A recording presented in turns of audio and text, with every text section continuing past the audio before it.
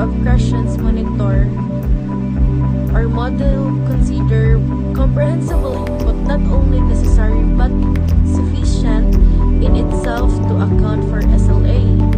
Proponents of UG considered exposed to input a necessary trigger for activating internal mechanism but of minimal importance for many aspects of language development beyond the initial rate. In continuation, I will be discussing the role and the feedback of SLA.